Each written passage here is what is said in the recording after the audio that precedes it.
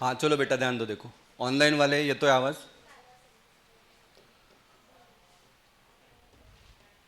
हाँ देखो, हमने प्रोजेक्ट कॉस्ट एस्टिमेशन का टोटल हमको कितना, 5 टेक्निक है, जिसमें का हमने 2 लिया था, कोकोमो 1 एंड कोकोमो 2। ठीक है, ये वाला जो हमने पेंडिंग रखा था क्योंकि ये आईटी वालों को नहीं है। ठीक है, तो इसमें का आपको कौन सा भी 2 पूछते हैं, 4 मार्क्स के लिए या 6 मार्क्स के लिए आ सकता है। ठीक है, तो project cost estimation is defined as process of predicting the effort required to develop a software system. और एफर्ट का मतलब हमने देखा था, क्योंकि हमने न्यूमेरिकल सब कैलकुलेशन किया ना, तो एफर्ट का मतलब क्या, total cost of the task, time and resources required, उसको हम बोलते हैं efforts. So there are 3 estimation technique. एक होता है आपका यूरिस्टिक, एक रहेगा आपका एनालिटिकल और एक रहेगा आपका एम्पेरिकल। ठीक है, नॉर्मली एमएसबीटी के अगर आप पेपर्स देखोगे तो नॉर्मली कौन से भी 2 आपको पूछते हैं, 4 मार्क्स के लिए या 6 मार्क्स के लिए। ठीक है, या फिर कौन सा भी एक आ सकता है आपको 4 मार्क्स के लिए। ठीक है, तो पहला अभी हम देखेंगे, फर्स्ट वन लिखो। First one is heuristic estimation technique.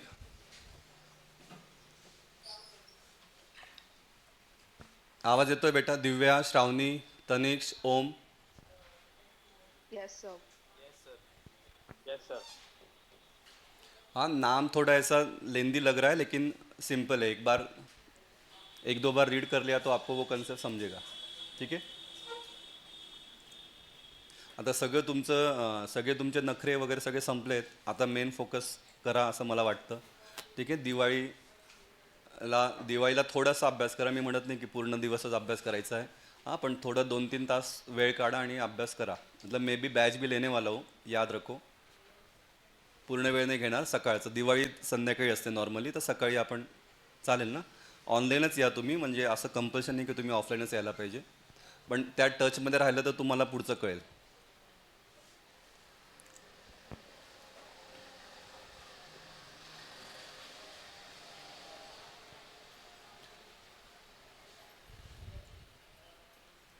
लिखो, फर्स्ट पॉइंट लिखना, ह्यूरिस्टिक टेक्निक्स अज्यूम दैट,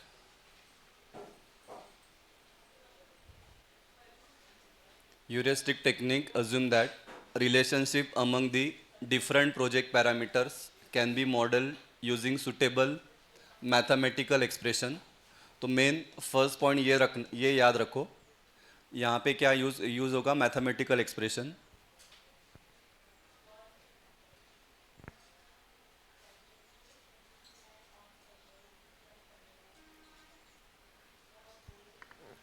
हाँ लिखो आप, मैं बोल रहा हूँ। So there are 2 types of parameter, एक रहेगा आपका डिपेंडेंट पैरामीटर, एक रहेगा independent parameter.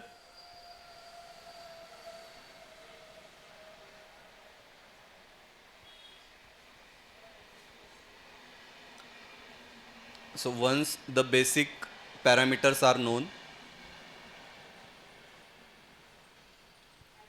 once the basic parameters जिसको हम बोलेंगे independent parameter are known,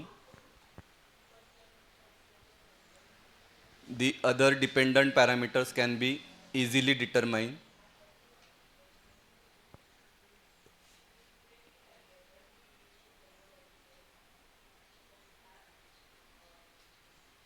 The other dependent parameters can be easily determined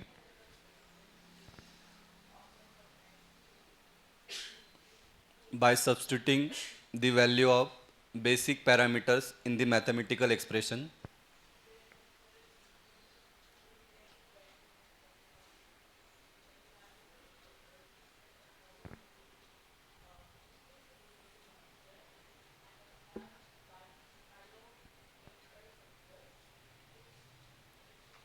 याद रखने के लिए ऐसे याद रखो, there are 2 types of parameter, dependent और independent.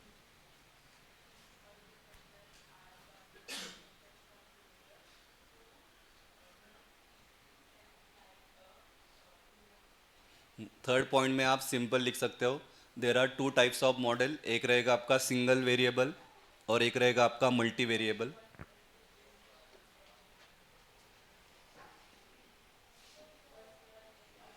One is single variable model, another is multi variable model.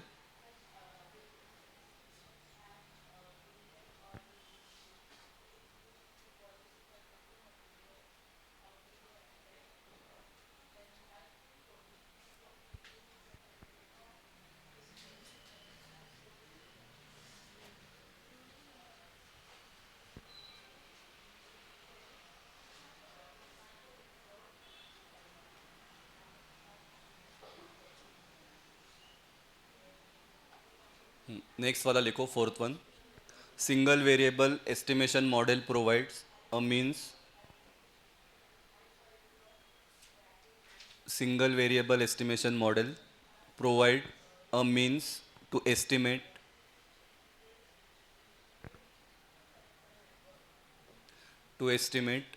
desired characteristics of a problem.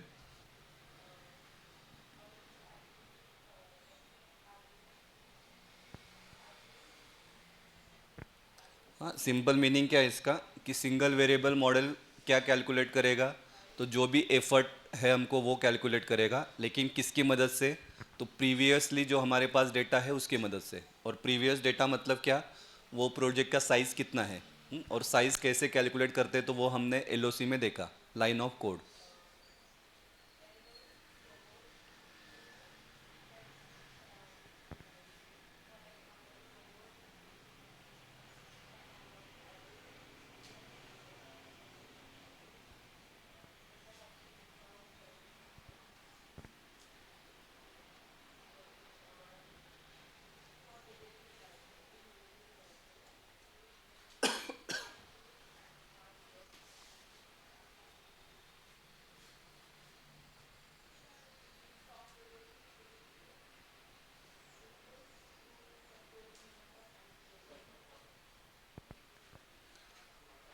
तो single variable estimation model provides a means to estimate the desired characteristics of problem using some previously estimated basic characteristics such as its size.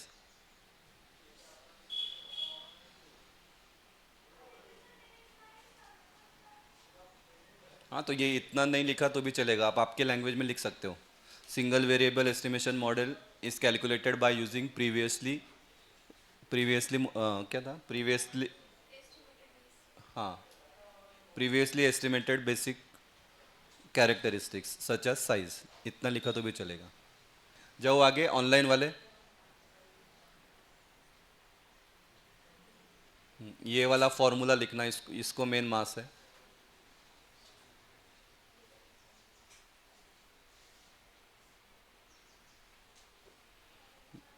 A single variable estimation model takes the following form.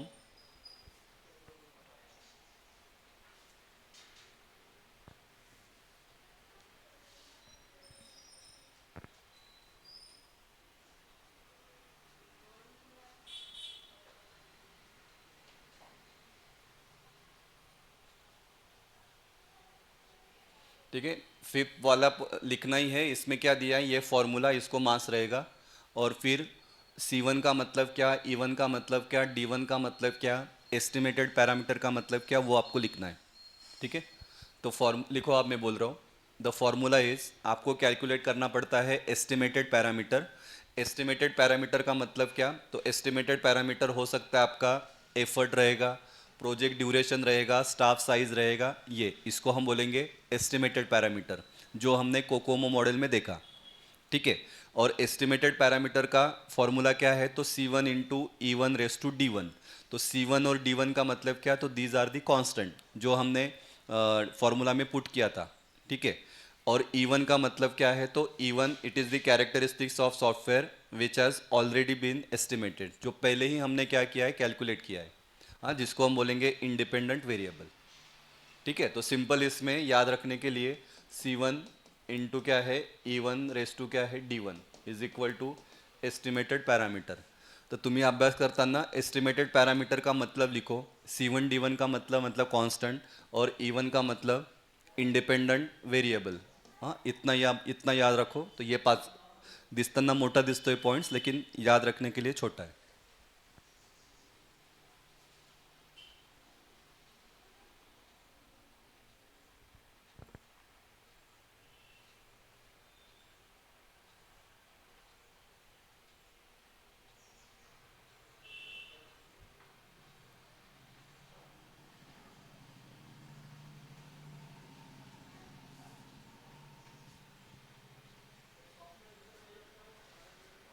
कॉलेजला घेतलं होतं का हे, का skip केलं, फक्त असं शॉर्टमध्ये सांगेल? College झालं असेल ना आता सगळंच? डिक्लेअर झालं.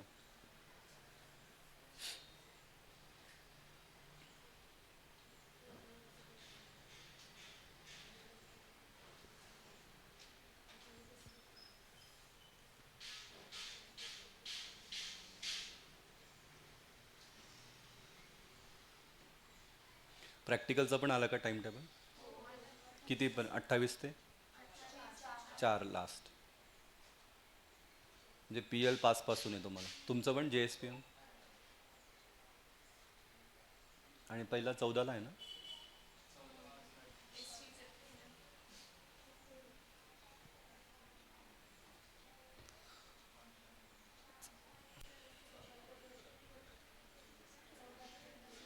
14ला. नाही मी टेस्टचं बघतोय. 12ला एक टेस्ट ठेवायला लागेल. 70 मार्क्सचं. 12ला एक, त्याच्या आधी एक.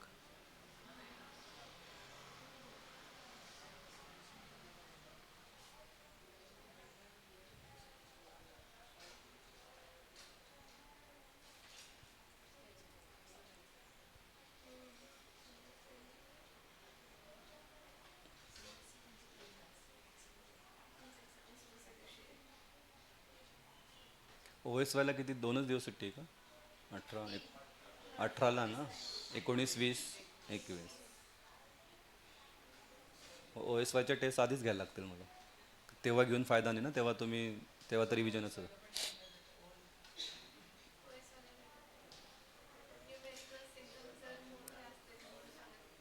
मोठे नाही येणार. हां आत्ता युनिट टेस्टला ते एल आर यू ते ना.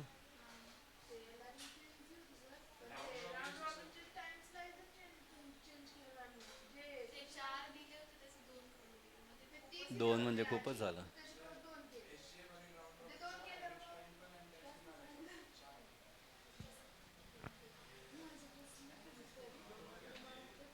चलो नेक्स्ट जाओ. ऑनलाइन वाले नेक्स्ट वाला लिखना. हाँ ये वाला भी लिखना है. The basic COCOMO model is example of single variable cost estimation model. क्योंकि यही तो फॉर्मूला हमने बेसिक कोकोमो में यूज़ किया है.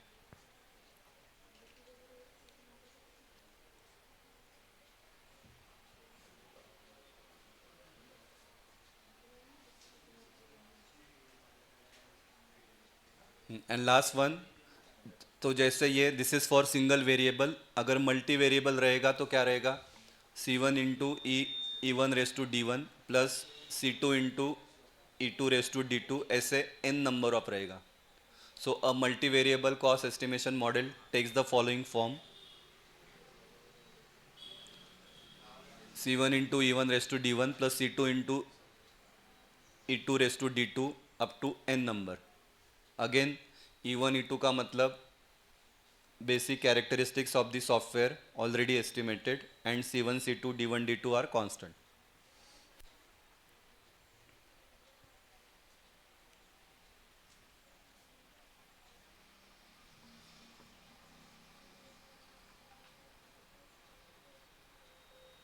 आत्ता ऑनलाईन आहे ना तुम्हाला, या सेमला नाही ना आता काहीच.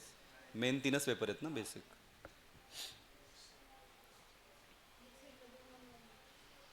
पुढच्या दिवाळीत तुमचा एक सब्जेक्ट व्हायलाच पाहिजे. अशी तयारी पाहिजे तुमची. म्हणजे दिवाळीची सुट्टी वाया घालू नका.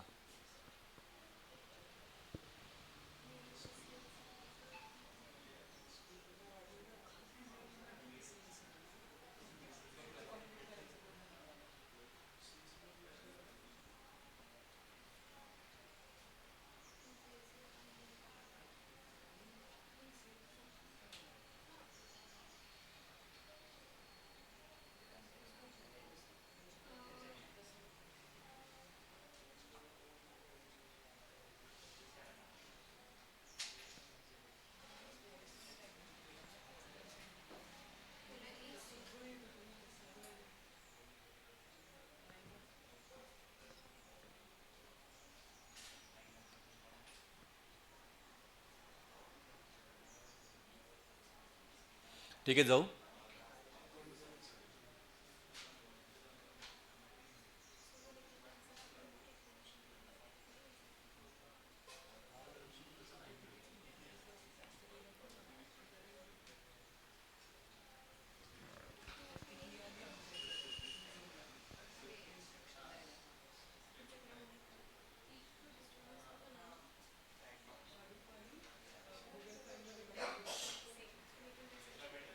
चलो जा रहा हूँ आगे।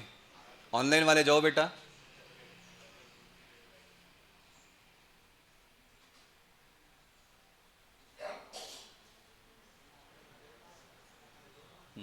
ये है ना, लास्ट टाइम के सिलेबस में ये ऐसा दिया नहीं था, अभी के टेक्स्ट बुक में आपको दिया है। तो अगर सिर्फ पूछेंगे एक्सप्लेन यूरिस्टिक टेक्निक्स इन डिटेल्स सिर्फ 4 मार्क्स के लिए, तब आपको ये लिखना है। लेकिन नॉर्मली क्वेश्चन आपको एक ही क्वेश्चन में 2 टेक्निक पूछते हैं, यूरिस्टिक एंड एनालिटिकल किंवा ह्यूरिस्टिक एंड एम्पेरिकल। तो वो केस में फिर आपको ये लिखने की ज़रूरत नहीं है। ठीक है, तो नोट्स में शायद मैंने दिया नहीं है, अभी बस लिख लो, आप नाम लिख लो। खूब जास्त काय हे नाही आहे, सिर्फ नाम आपको लिखना है। हां, एक्सप्लेनेशन म्हणजे एका लाईनमध्ये किंवा एक्सप्लेनेशन लिहिलं नाही तरी चालेल। खूप सिंपल है, नाम से पता चलेगा आपको। यूरिस्टिक टेक्निक इंक्लूड्स फॉलोइंग टेक्निक्स। एक है आपका टॉप डाउन।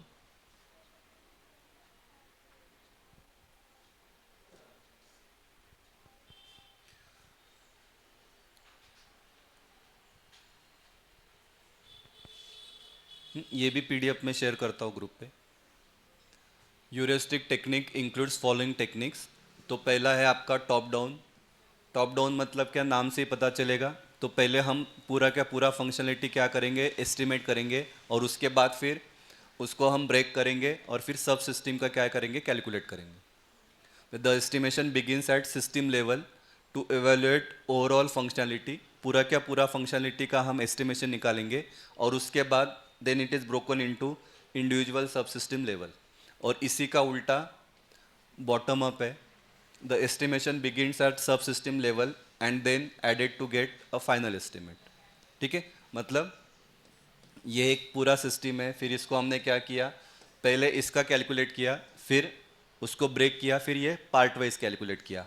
इसका उल्टा क्या रहेगा, तो पहले हमने इसका इसका कैलकुलेट किया, फिर ये दोनों का जो रहेगा वो ऐड किया, और फिर इसको हमने क्या किया, पूरा किया। तो ये रहेगा आपका टॉप डाउन, ये रहेगा आपका बॉटम अप।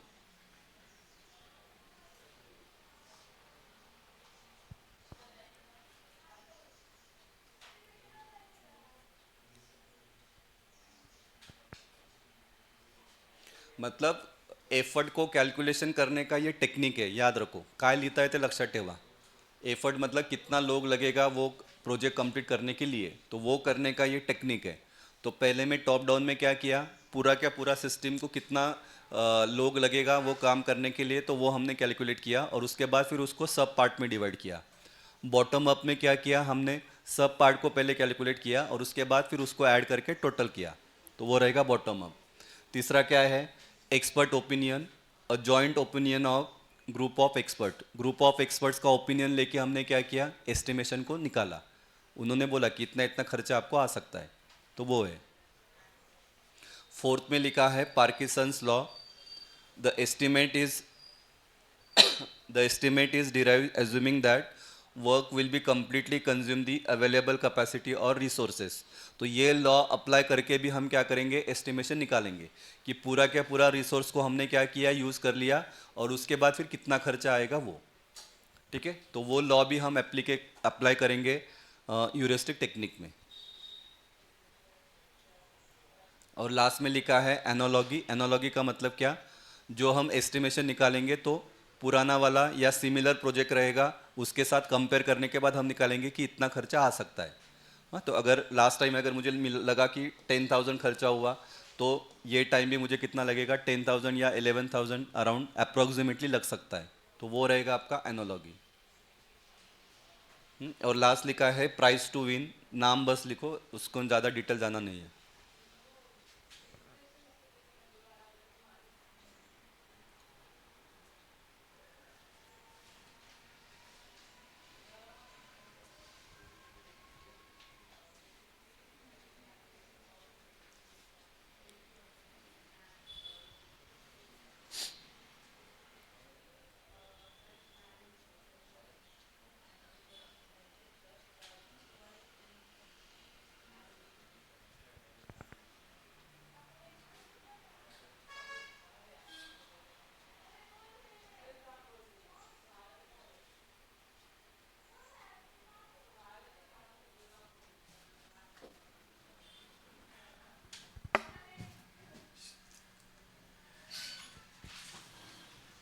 आवाज़ आ रहा है, धीरे बात करो। वो लगा है कि दरवाज़ा देखो। हाँ लगाया ना। चल से।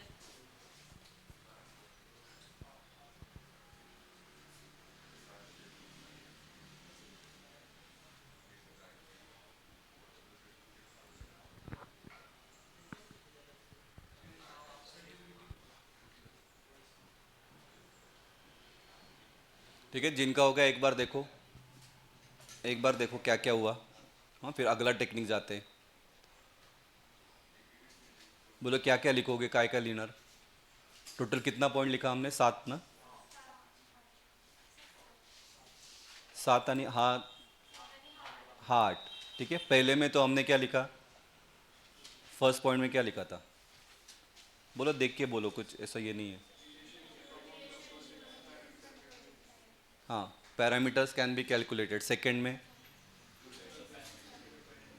हाँ, 2 पैरामीटर, एक रहेगा डिपेंडेंट, एक रहेगा इंडिपेंडेंट। हाँ, इंडिपेंडेंट मतलब बेसिक पैरामीटर, बराबर ना। हाँ, उसके बाद थर्ड में हाँ, there are 2 type, single variable and multi variable model. फिर फोर्थ में हमने सिंगल वेरिएबल के बारे में लिखा, जिसका formula C1 equal estimated parameter equal to C1 into E raise to D1। और फिर एस्टिमेटेड पैरामीटर मतलब प्रोजेक्ट का कॉस्ट, एफर्ट, ड्युरेशन वो है। C1 आणि D1 म्हणजे कॉन्स्टंट आणि E1 म्हणजे इंडिपेंडेंट वेरिएबल या कैरेक्टरिस्टिक्स।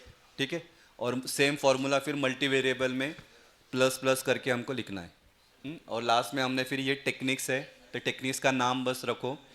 एक रहेगा टॉप डाउन, एक रहेगा bottom up, expert opinion, price to win, Parkinson's law and analogy. ठीक है, तो ये हो गया आपका first technique, that is heuristic technique. उसके बाद सेकेंड आते हैं, नेक्स्ट लिखो, एनालिटिकल एस्टिमेशन टेक्निक।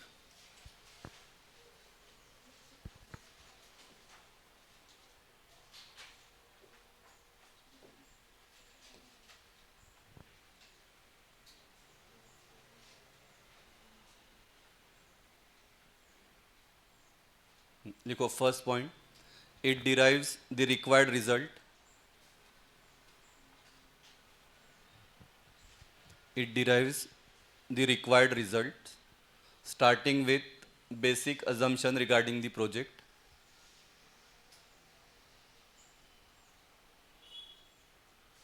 मतलब ये assumption पे काम करता है।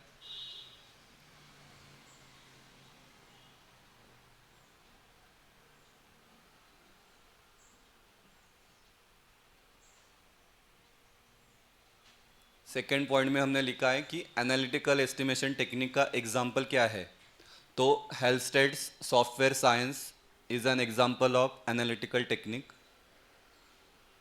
ये कुछ भी नहीं बताया क्या आपको, कुछ भी नहीं आपको बताया। तुम्हाला कोण होतं मॅडम? हां,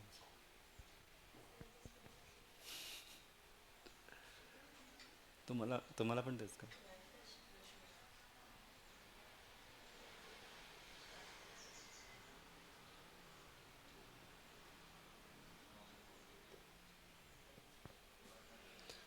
Halstead software science is an example of an analytical technique। Third one, तो ये वाला जो एग्जाम्पल हमने लिखा है ये किसके लिए, ये क्या मेजर करता है, तो अगेन तेज पॉइंट है, साइज मेजर करने के लिए, development effort and development cost of software product. तो ये 3 पॉइंट याद रखना, साइज, एफर्ट एंड कॉस्ट, ये कैलकुलेट करने के लिए।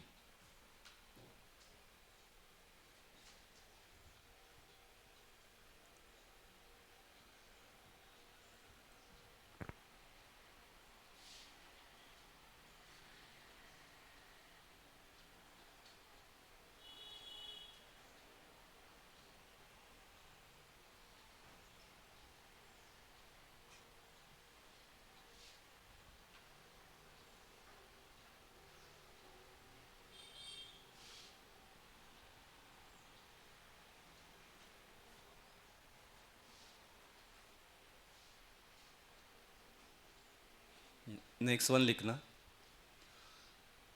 Halstead uses a few basic program parameters to develop the expression for overall program length।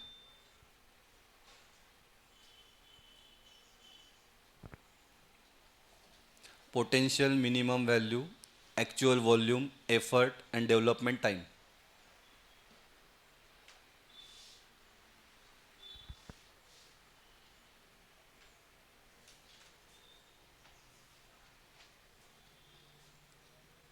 मतलब ये मेन पैरामीटर्स कैलकुलेशन करने के लिए आपको लगेगा।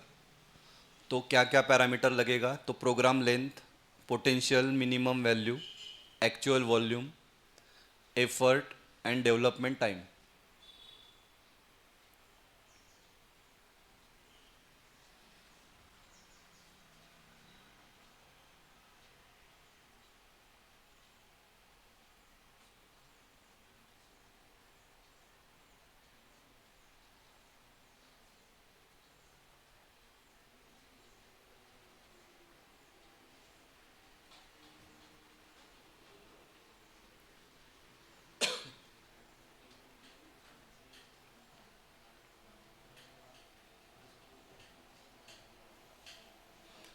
फिफ्थ पॉइंट में लिखा है फिर लेंथ का मतलब क्या? तो it means total usages of all operators and operands in the program. हाँ, एग्जाम्पल है, वो एग्जाम्पल में आपको समझेगा कि टोटल लेंथ मतलब क्या। तो length it means total usages of all operators and operands in the programme.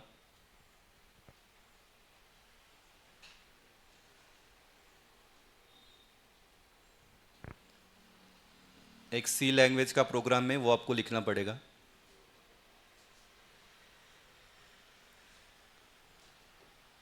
Second one is effort. Effort calculate करने का formula, it is calculated by dividing the program volume with the level of programming language used to develop the code.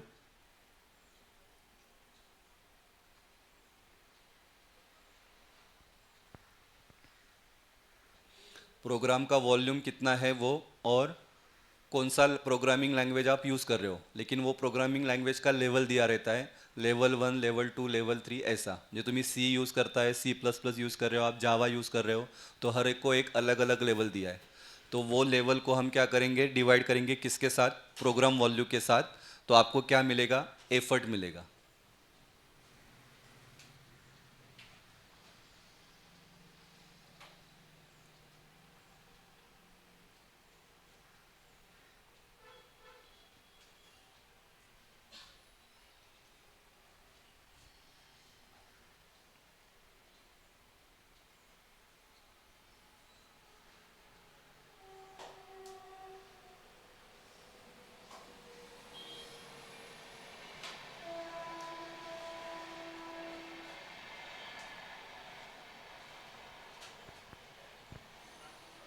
ठीक है, जाओ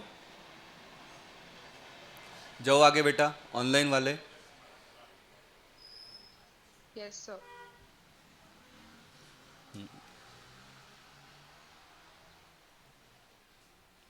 ध्यान दो, अभी ये पहले समझ लो, उसके बाद लिखना। कैसे कैलकुलेट किया है, क्या है, देखो सिंपल सी लैंग्वेज का प्रोग्राम लिखा है। ठीक है, इंटीजर ए बी सी और एवरेज, फिर स्कैनएफ, इसमें हमने ये यूज़ किया। फिर एवरेज का formula A plus B plus C divided by 3। फिर प्रिंटअप में हमने ये लिखा, एवरेज को आपको प्रिंट करना है और एवरेज। ठीक है, तो अभी यहाँ पे देखना, the unique operators are. Operators का मतलब क्या, ऑपरेंड का मतलब क्या आपको पता है, मतलब पता ही होना चाहिए, आता तुम्ही थर्ड ईयरला आहेत। तो ऑपरेंड ऑपरेटर्स क्या क्या है, मेन, फिर ये ब्रैकेट है आपका, ओपन ब्रैकेट क्लोज ब्रैकेट, फिर इसको क्या बोलोगे आप? हाँ, उसके बाद इंटीजर, स्कैनएफ एंड ये सब, तो दीज आर ऑपरेटर्स। ऑपरेंड्स में क्या है, तो ऑपरेंड्स में ये सब हमने लिखा है। ठीक है, अभी देयर फोर ये वाला जो है, तो इसको हम बोलेंगे ईटा वन। तो ईटा वन मतलब क्या? ऑपरेटर्स। तो टोटल ऑपरेटर्स कितना है, तो अगर आप इसको काउंट करोगे, 1 2 3 4 5 7 8 9 10 11 12, तो इसका वैल्यू है 12। फिर ईटा टू मतलब ये ऑपरेंड, तो ऑपरेंड कितना है, तो 1 2 3 4 5 6, ये 7 8 9, हा 10 आणि हा काय 11, तो टोटल ये कितना है 11। फिर ये फॉर्मूला है, एस्टिमेटेड लेंथ का फॉर्मूला है 12 इंटू लॉग 12, मतलब यहाँ पे फॉर्मूला है ऐसा, N1 लॉग N1 या eta one plus eta two log eta two, ये वाला फॉर्मूला है। तो हमने यहाँ पे 12 into log 2 plus 11 into log 11, ये हमने कैलसी में किया, इसका आंसर आया 12 इंटू लॉग 12 का आंसर आया 3.58, इसका आंसर आया 3.45, फिर इसको ऐड किया तो वो कितना आया आपका 81। उसके बाद वॉल्यूम निकालने का फॉर्मूला है लेंथ इंटू लॉग ईटा 1 प्लस ईटा 2, दोनों का एडिशन। तो 12 प्लस 11 कितना हो गया आपका 23। तो लेंथ कितना है 81, तो 81 इंटू लॉग 23, तो वो कितना आया 4.58। तो आपके प्रोग्राम का वॉल्यूम कितना रहेगा 366। तो ये this is called analytical estimation. तो ऐसे कैलकुलेशन हम करते हैं एनालिटिकल फॉर्मूला से। ठीक आहे, परत सांगतो बघा काय केलं। ये नॉर्मल हमने प्रोग्राम लिखा, प्रोग्राम में यूनिक ऑपरेटर्स कितना है वो लिखा, यूनिक ऑपरेंड कितना है वो लिखा, फिर ऑपरेटर्स को हमने बोला ईटा 1, ऑपरेंड को बोला हमने ईटा 2, फिर लेंथ निकालने का फॉर्मूला ईटा 1 इंटू लॉग ईटा 1 प्लस ईटा 2 इंटू लॉग ईटा 2, वैल्यू पुट किया, आंसर आया 81। फिर वॉल्यूम का formula length into log in bracket eta 1 plus eta 2, तो वो डाला हमने, तो हमको आंसर मिला 366। तो this is the volume of length. Program का आपका सॉफ्टवेयर का वॉल्यूम कितना रहेगा तो 366। ठीक है, तो लिख लो, ये एग्जाम्पल है। आप जितना भी मॉडल आंसर देखोगे सेम एग्जाम्पल उन्होंने दिया है। ठीक है, ओके का ऑनलाइन वाले दिव्या, श्रावणी, तनिक्ष, ओम, शंभू, श्रेयस, ओके बेटा। Yes, sir.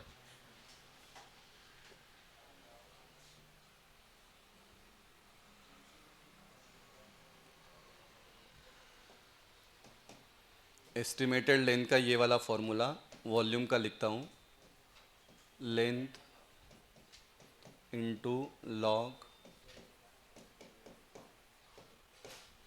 ये वाला फॉर्मूला।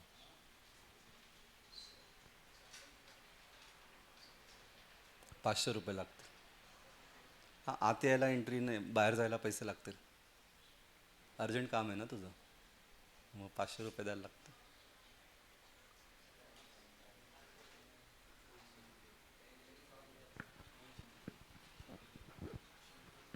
मोबाईल ठेवून जा।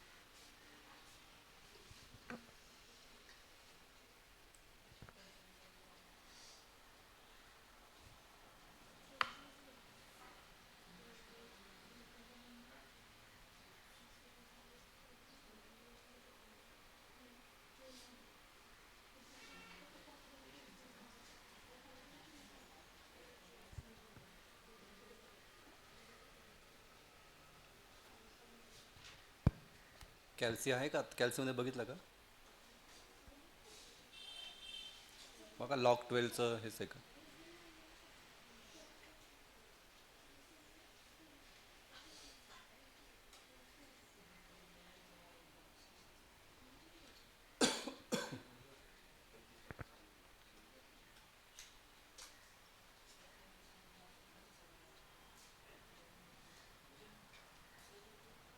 दाखवतंय का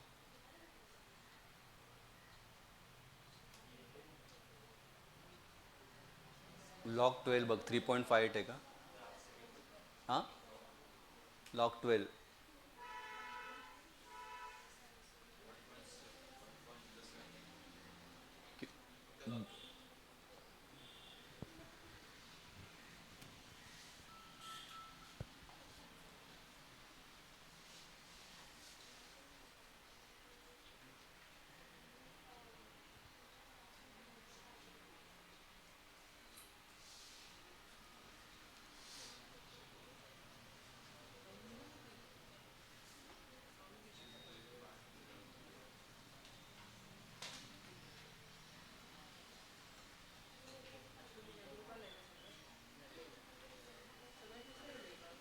ते बेस वगैरे ते करता येतं ना लॉक बेस करता येतं ना ते बेस 10 कर बरं बेस 10 आहे बघ तिथंच लॉक बेस 10 12 बघ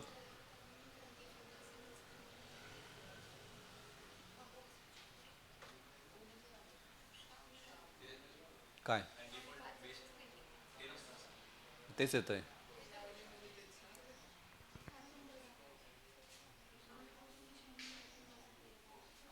आणि ई घेतल्यावर मग ई करता येतो का बेस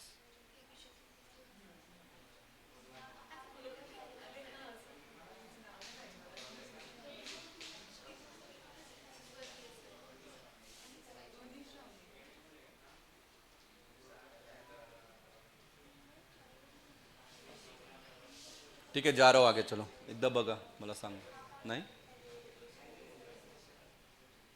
चलो next last one last technique लिखो एम्पेरिकल एस्टिमेशन टेक्निक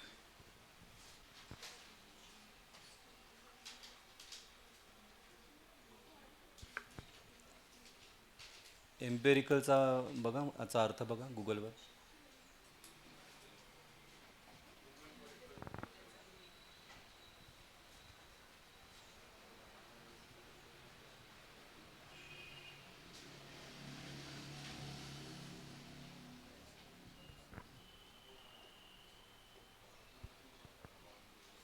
हाँ एम्पेरिकल ये भी थेरी है लेकिन सिंपल है एक बार लर्न कर लिया तो आपको याद रहेगा हाँ दिसताना ते दिसतंय मोठं बहुत ज़्यादा लिखा है लेकिन हाँ हाँ एम्पेरिकल का मतलब लिख लो ऑब्जर्वेशन बेस्ड ऑन ऑब्जर्वेशन ऐसा लिखो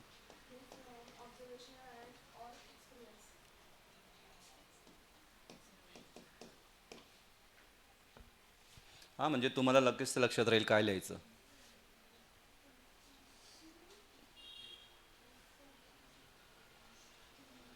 हाँ लिखो first one empirical estimation is a technique और model in which empirically derive formulas are used मतलब पास्ट का आपने जो ऑब्जर्व किया है या पास्ट एक्सपीरियंस है उसके बेसिस पे हम एस्टिमेट करेंगे for predicting the data that are required and essential part of software project planning step मतलब क्या क्या डेटा रिक्वायरमेंट है या प्लानिंग करने के लिए आपको क्या क्या लगेगा तो वो किस पे बेस है तो it is based on empirical decision empirical मतलब क्या लास्ट प्रीवियस वाला डेटा वही पॉइंट को पहले में थोड़ा हमने सॉफ्टवेयर के लैंग्वेज में लिखा वही पॉइंट को फिर यहाँ पे नीचे थोड़ा डिटेल में लिखा है these techniques are usually based on data that is collected देखो previously from a project and also based on some guesses prior experience with the development of similar types of project and assumptions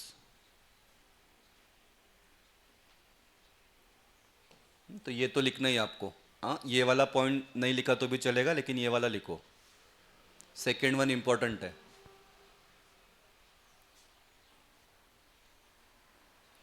So these techniques are usually based on data that is collected previously from a project, also based on some guesses, prior experience with the development of similar types of projects and assumptions.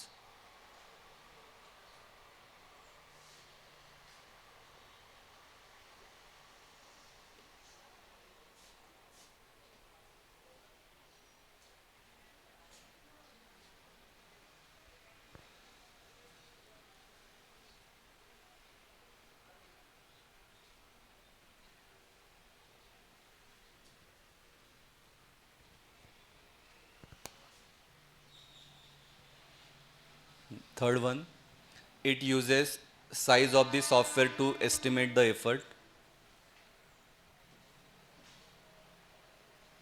It uses the size of software to estimate the effort.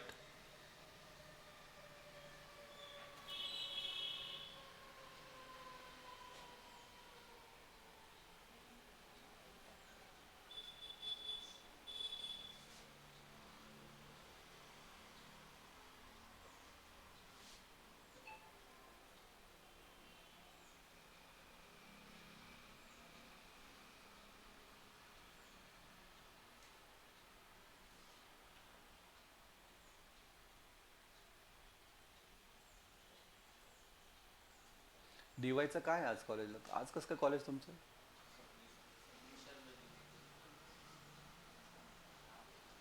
Internal?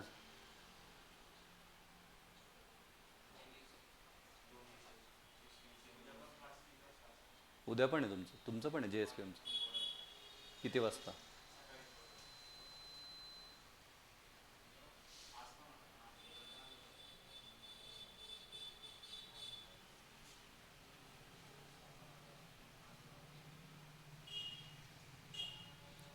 दुपारनंतर संपतं ना मग तुमचं पण ना DYचं पण संपतं ना? कोणाचंच नाही. तुमचं किती वाजता आहे? तरी 10ला.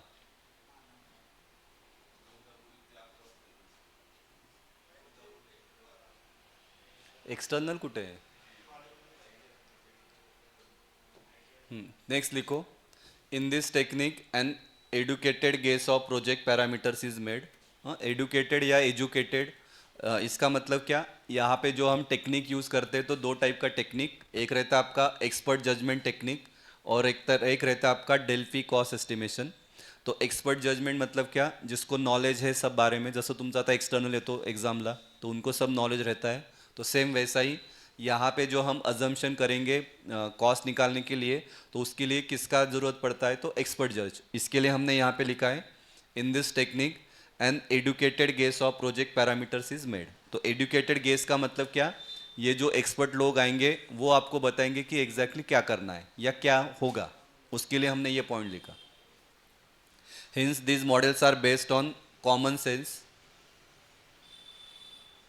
सो there are two popular empirical estimation techniques. तो दो टेक्निक है जिसको हमको फिर लिखना है. एक रहेगा आपका एक्सपर्ट जजमेंट और एक रहेगा आपका डेल्फी कॉस्ट एस्टिमेशन. नाम ऐसे दिया है, लेकिन इसका जो ड्रॉबैक है वो ड्रॉबैक यहाँ पे सॉल्व किया है. तो पहले अभी हम देखेंगे एक्सपर्ट जजमेंट क्या है, इसका क्या ड्रॉबैक है, और फिर वो हम यहाँ पे सॉल्व करेंगे.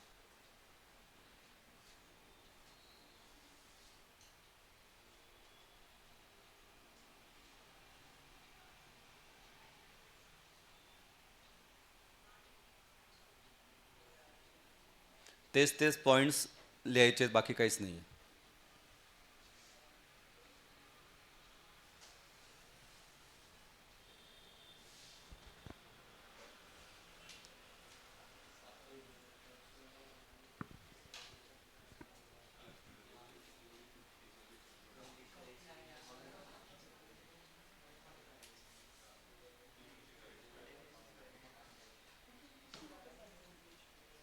ठीक है, जाओ पुढे. ऑनलाइन वाले जाओ आगे. Yes, sir. रुको, ये वही है। हाँ हाँ, लिखो। तो पहला है, फर्स्ट वन इज,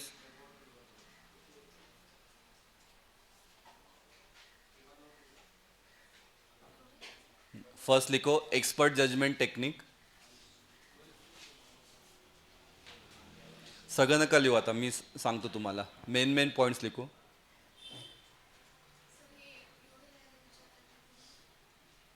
सब मत लिखो, मैं जो बोल रहा हूँ लिखो. Expert judgement technique. In this app ये मत लिखना. इन दिस अप्रोच क्या है? Expert makes and educated guess of the problem size. इतना ही आप लिखो, अभी के लिए इतना ही लिखो. An expert makes an educated guess of problem size. Educated guess मतलब क्या? उसको नॉलेज है, तो उसने वो नॉलेज के बेस पे एक गेस निकाला की ये साईज हो सकता आहे. जसं तुम्ही एक्सपिरियन्स लोकांना आपण विचारतो ना, आपल्या घरात मोठे असतील तर आपण त्यांना आधी विचारतो काय करायचं, या प्रॉब्लेमचं सोल्यूशन सांगा. का? कारण त्यांनी 10 पावसाळे जास्त बघितलेत. हाँ, तो ये वैसा ही है. तो इनको पता है कि क्या है, तो उनसे हम क्या करेंगे, एक ओपिनियन लेंगे.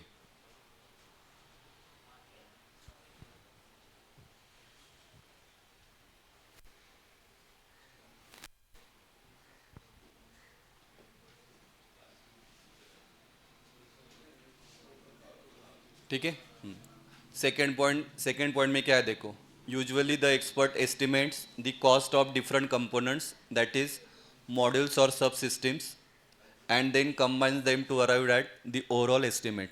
तो ये डायरेक्ट एस्टिमेशन देगा नहीं, ये पहले क्या करेगा, सब मॉड्यूल का कैलकुलेशन करेगा, मॉड्यूल का करेगा, सब मॉड्यूल का करेगा, और दोनों को ऐड करके फिर आपको क्या करेगा, वो टोटल कॉस्ट देगा. ठीक है. हाँ देखो, परत वाचतो. काय लिहिलं आहे? Usually the expert estimates the cost of different components, that is modules और subsystem of the system, and then combine them to arrive at the overall estimate. तो डायरेक्ट वो ओवरऑल नहीं देगा, वो जो भी मॉड्यूल है, सब मॉड्यूल है, उसका कैलकुलेशन करेगा, और कैलकुलेशन करने के बाद आपको फिर वो टोटल बताएगा कि इतना आ सकता है. ठीक है. तर याच्यात काय लिहाल शॉर्टकट करून? हाँ, वैसा याद रखो, बॉटम अप अप्रोच. या ऐसे लिखो, module plus submodule is equal to overall estimate. बराबर ना? इतना लिखा, इतना याद रहेगा तो भी आपको लिख के आएगा. असंच टेक्निक तुम्हाला यूज करायची आहे. थेरी सब्जेक्ट आहे. एवढं सगळं तुम्हाला कुठे लक्षात राहणार आहे? तो आप ऐसे याद रखो, module plus submodule is equal to overall cost. तो ऐसे वो कैलकुलेट करेगा.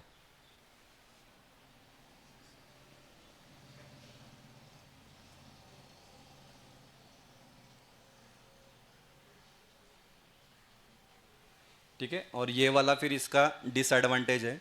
क्या है देखो, पहले समझ लो. However, this technique is subject to human errors and individual bias. Also, it is possible that the expert may overlook some factors inadvertently. इसका मतलब क्या, कि हो सकता है कि अगर एक्सपर्ट तुमचा कोणी नातेवाईकच असेल, तो वो फिर थोड़ा बायस हो सकता है. जैसे कॉलेज में होता है, कुछ टीचर्स कुछ स्टूडेंट को ज़रा ज़्यादा भाव देते, हाँ, बाकी को कम मार्क्स देते. हाँ, तो बायस का मतलब वही है. ठीक है. तो ऐसा हो सकता है. या फिर उसको पता है कि चलो मुझे ये नहीं आ रहा है, तो वो आपको बोलेगा नहीं कि ये मला येत नाही आहे. वो क्या करेगा, ओवरलुक कर देगा, मतलब बस देख लेगा, ठीक है चलता है, एवढं काय मॅटर नहीं करत. तो ये प्रॉब्लम आ सकता है. Further, an expert making an estimate may not have experience and knowledge of all aspects of project. सबक्या सब पता होगा उसको, ऐसा ये नहीं है. बराबर ना, की सगळेच त्याला माहिती असेल असं नाही आहे, क्योंकि नो बडी इज परफेक्ट. तो हो सकता है त्याने काही मेन पॉइंट्स त्याला येत नहीं, तो त्याने ते टाळलेत. तो ऐसा हो सकता है. तो ये सॉल्व करने के लिए फिर दूसरा मेथड दिया है, जिसको हम बोलते हैं डेल्फी कॉस्ट एस्टिमेशन. ठीक है. तो ये या प्रॉब्लेमला तुम्ही 2 शॉर्ट लाईनमध्ये लिहा. क्या क्या लिखोगे?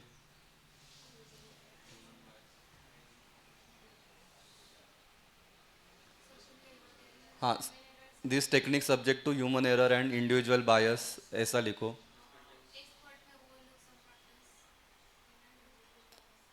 नहीं ना, this technique is subject to human error slash individual बायस.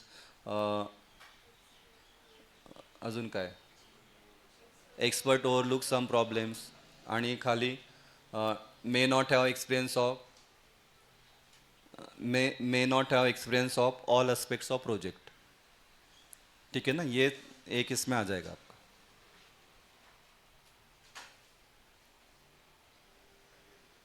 दो पॉइंट्स में हम लिखेंगे एक्सपर्ट जजमेंट टेक्निक क्या है आणि पुढच्या 2 पॉइंट्समध्ये उसका डिसएडवांटेज क्या है.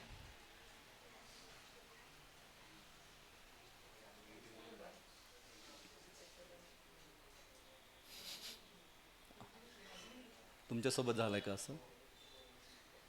मुलींना जास्त मार्क्स का आणि तुम्हाला कमी?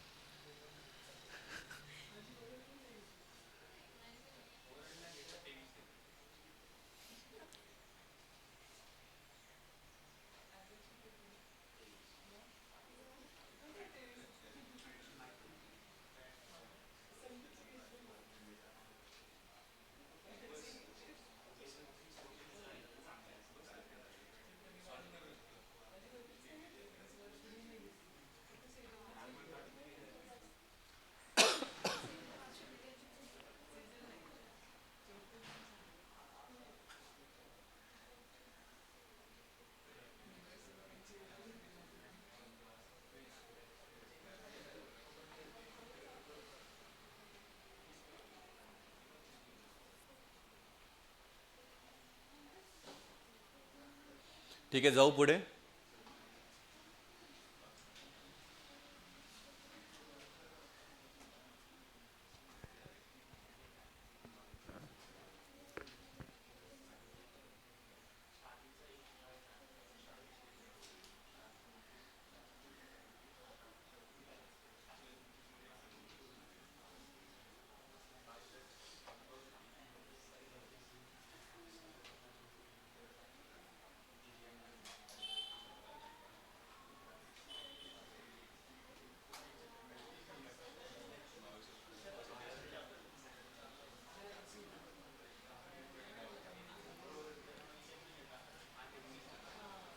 चलो जा रहा हूँ मैं.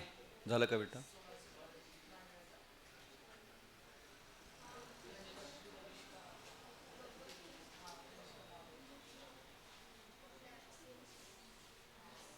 हाँ लिखो, चलो नेक्स्ट लिखो. Delphi cost estimation.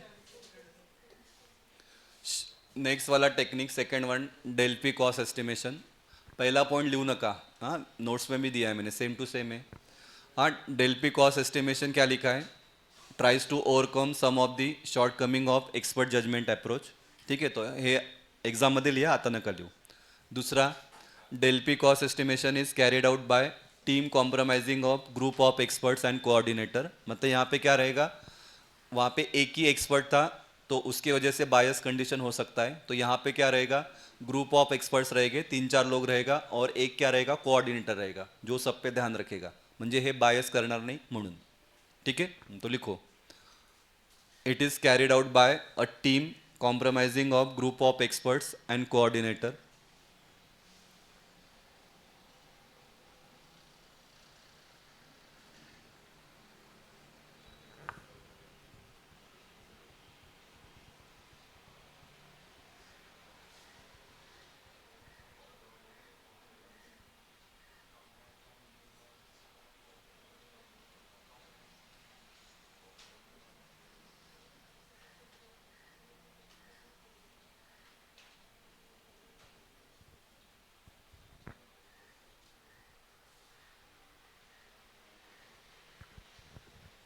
नेक्स्ट क्या लिखा है, तो इन दिस अप्रोच द कोऑर्डिनेटर का काम क्या है? The coordinator provides each estimator with a copy of SRS document and form for recording his cost estimate. मतलब उसको एक दिया जाएगा सॉफ्टवेयर रिक्वायरमेंट स्पेसिफिकेशन फॉर्म और एक डॉक्यूमेंट या फॉर्म दिया जाएगा कि उसका क्या रिकॉर्ड है.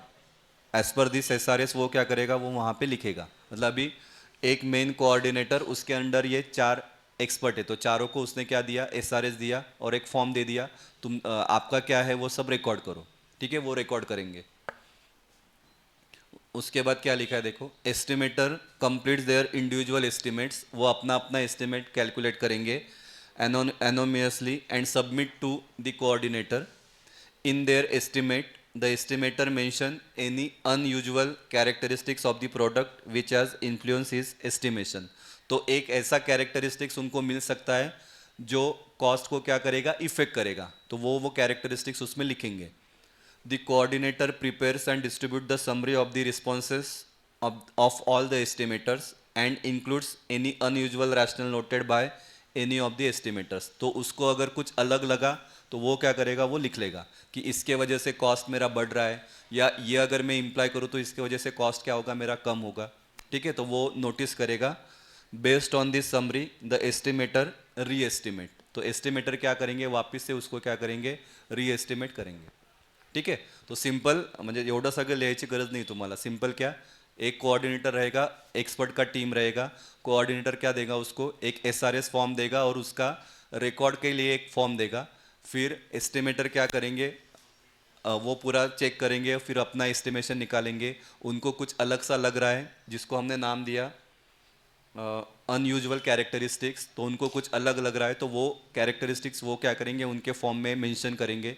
मग कोऑर्डिनेटर काय करेल, सगळं ते फॉर्म जमा करेल, वो चेक करेगा की किसका क्या अलग है क्या है वो सब, आणि परत मग तो काय करेल, कॅल्क्युलेशन करेल आणि वो वापस उसको रिसबमिट करेगा की आप ऐसा ऐसा ये करो. ठीक आहे. तर हे लिहू नका, हे आहे नोट्समध्ये. चालेल ना, मी जाऊ पुढे. ठीक आहे बेटा. दिव्या, शंभू, श्रेयस, श्रावणी, Yes. ग्रुप पे भेजता हूँ मैं. फिर आगे क्या लिखा है देखो. This process is iterated for several rounds. However no discussion among the estimators is allowed during the entire estimation process. क्योंकि बायस हो सकता है ना, तो ये सेवरल इटरेशन मतलब 3-4 बार ये राउंड होगा. The idea behind this is that if any discussion is allowed among the estimators then many estimators may easily get influenced by the rationale of an estimator who may be more experienced or senior. तो बायस हो सकता है, या फिर वो इसने ऐसे बोला तो फिर मैं भी वैसा ही सोल्यूशन दूंगा, तो वैसा हो सकता है. इसके लिए फिर उनसे डिस्कस करना नहीं है. After the completion of several iterations of estimations the coordinator takes the responsibility of compiling the results and preparing the final estimate. फिर कोऑर्डिनेटर का काम है वो सब रिजल्ट को क्या करो, देखो, एक बार चेक करो, और उसके बाद फिर वो फाइनल डिसीजन देगा कि एग्जैक्टली क्या होना चाहिए. ठीक आहे. तो ये कन्सेप्ट को हम बोलते हैं डेल्फी कॉस्ट एस्टिमेशन. हां, तर लिहिताना असं खूप दिसतंय, पण एकदा डोक्यात राहिलं तुमचं तर तुम्हाला ते लिहिता येईल. ठीक है. तो 1-2 बार पढ़ लो, बस हो जाएगा. ठीक है. ठीक है बेटा. ऑनलाइन वाले, हाँ, तो हमने 3 टेक्निक देखा. कौन सा, एक था आपका यूरिस्टिक, एक था आपका एनालिटिकल, और एक था आपका एम्पेरिकल कॉस्ट एस्टिमेशन. यूरिस्टिक में क्या था, 2 टाइप होता है, सिंगल आणि मल्टी. तो वो वाला फॉर्मूला याद रखो. Estimated parameter equal to C1 into E1 raise to D1. Analytical में वो ये वाला सी वाला लैंग्वेज वाला प्रॉब्लम, वो वाला याद रखो. आणि मग उसमें क्या था, ऑपरेटर्स एंड ऑपरेंड, आणि मग तो फॉर्मूला होता वॉल्यूम निकालने का. वॉल्यूमच्या आधी लेंथ निकालते थे, ईटा 1 इंटू लॉग ईटा 1 प्लस ईटा 2 इंटू लॉग ईटा 2, और वॉल्यूम का formula length into log of eta 1 plus eta 2. ठीक है. तो वो था आपका एनालिटिकल में. और तीसरा था आपका एम्पेरिकल. एम्पेरिकल मतलब किस पे बेस है, अजम्पशन या ऑब्जर्वेशन, एक्सपीरियंस, उस पे बेस है. मेन ये क्या कैलकुलेट करता है, साइज को कैलकुलेट करता है. ठीक है. उसके बाद हाँ, फिर उसमें 2 टेक्निक है, एक है आपका एक्सपर्ट जजमेंट और एक है आपका Delphi cost estimation. Expert judgement में थोड़ा बायस हो सकता है, उसके लिए फिर हमने हाँ एकच असतो, उसके लिए फिर डेल्फी कॉस्ट आया जिसमें 3-4 और एक कोऑर्डिनेटर रहेगा, आणि मग ते सगळी थेरी. ठीक है. हाँ, तो यहाँ पे चैप्टर नंबर 4 का जो था वो पूरा कंप्लीट हुआ. चैप्टर नंबर 4 का नाम था सॉफ्टवेयर प्रोजेक्ट कॉस्ट एस्टिमेशन, जिसमें 4.1 में था आपका 4 P's जो हमने लिया. 4.2 में था आपका मेट्रिक्स फॉर साइज एस्टिमेशन, जिसमें था LOC आणि FP. ठीक है, लाइन ऑफ कोड आणि फंक्शन पॉइंट. फिर 4.3 में था आपका ये वाला जो अभी आज हमने लिया, प्रोजेक्ट कॉस्ट एस्टिमेशन टेक्निक. ये 3 टेक्निक. 4.4 में था कोकोमो मॉडल 1 एंड मॉडल 2, तो वो भी हमने लिया है, उसका डिफरेंस भी लिया, उसका न्यूमेरिकल्स भी हमने लिया. एंड 4.5 मध्ये होतं रिस्क एनालिसिस, मतलब वो RMM प्लान, तो वो भी हमने रेगुलर बैच में लिया है. ठीक है. तो ऐसे करके आपका चैप्टर नंबर 4 एंड हुआ. हाँ, चैप्टर नंबर 5 का 5.1 हमने लिया है. 5.1 में है आपका प्रोजेक्ट शेड्यूलिंग का बेसिक प्रिंसिपल्स, वो हमारा हुआ है. उसके बाद वर्क ब्रेकडाउन स्ट्रक्चर, वो हमारा हुआ है, ते याच्यात होतं ना तुम्हाला क्वेश्चन बँकमध्ये. और तीसरा पार्ट है इसका एक्टिविटी नेटवर्क, वो लेना बाकी है, वो कल के इसमें होगा. मग 5.2 मध्ये आहे प्रोजेक्ट ट्रॅकिंग, जिसमें 2 पार्ट है. एक है आपका 3 पार्ट है, टाइमलाइन चार्ट, और एक है आपका गैंट चार्ट, और तीसरा है आपका अर्न व्हॅल्यू ॲनालिसिस. हे घेतलं आहे का? अर्न व्हॅल्यू एनालिसिस, हाँ हाँ, वो भी बेसिक है, देखेंगे हम. एंड लास्ट में आपका scheduling techniques, that is critical path method, वो तो हमने लिया है, और दूसरा है PRT. ठीक है, तो वो हमारा पेंडिंग है. ठीक है, वो हम लेंगे. लास्ट चॅप्टरमध्ये पण, लास्ट चॅप्टर छोटंच आहे, ते काय 3-4 पेजेसच. ठीक है, संडेपर्यंत तुमचा सिलेबस होऊन जाईल, म्हणजे सॉफ्टवेअरचा हो जाएगा. OS का तो हो गया ना सिलेबस.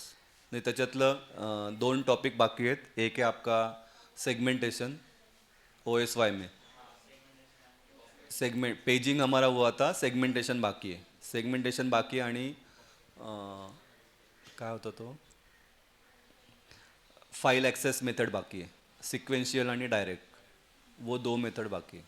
बाकी सगळं झालंच आहे. OSYला 5च चॅप्टर आहेत, लक्षात घ्या. हां, सॉफ्टवेयर को 6 है, OSYला 5 है. ठीक है, चलेगा. फिर आज के लिए इतना ही लेते हैं. चार्जिंगला लावले झाले असेल चार्ज.